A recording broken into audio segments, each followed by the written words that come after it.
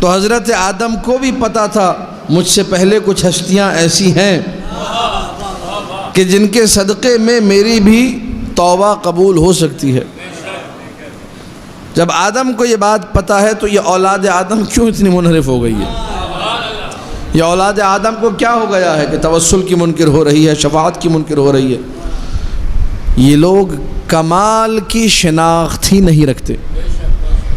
حتیٰ بسا اوقات اپنے شیعوں کے اندر جو اپنے آپ کو بڑا براڈ مائنڈڈ اور بڑا انٹلیکچوئل اور جنٹل مین سمجھتے ہیں، ان کی آپ باتیں سنیے، بس اللہ سے مانگو۔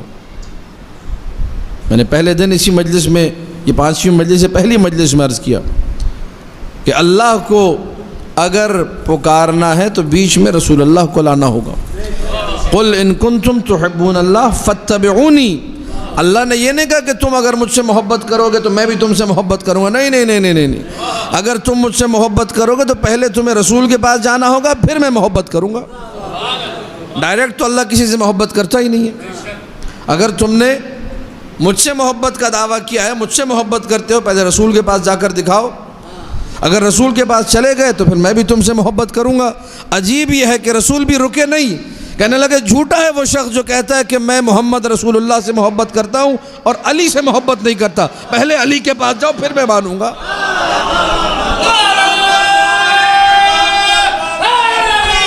یا علی اللہم صلی علی محمد و آل محمد۔ چین دیکھ رہے ہیں کیسی چین بنی ہوئی ہے؟ کذب من زعم انہ یحبنی، جھوٹ بولتا ہے جو یہ عقیدہ رکھتا ہے کہ وہ مجھ سے محبت کرتا ہے۔ وَيُبْغِضُ هَذَا أَيْ عَلِيًّا، اور اس سے اشارہ کر کے کہا، اس سے یعنی علی سے بغض رکھتا ہے۔ علی کا بغض اور محبت رسول، یہ دونوں چیزیں جمع ہی نہیں ہو سکتی۔ علی سے محبت ہوگی تو رسول سے محبت ہوگی، اور رسول سے محبت ہوگی تو پھر اللہ سے۔ یہ پورا ایک سلسلہ بنا ہوا ہے۔ خدا کا شکر ادا کیجئے کہ ہم لوگ شیعہ ہیں، خدا کا شکر ادا کیجئے کہ ہم لوگ موالیان حیدر کرار کے گھر پیدا ہوئے، ورنہ اگر کہیں اور ہو جاتے تو نہ جانے کیا ستم ہوتا، کن مصیبتوں میں ہوتے، کن ظلمتوں میں ہوتے، کن پریشانیوں میں ہوتے۔ آل محمد سے جو بھی دور ہے وہ بدبختی میں ہے۔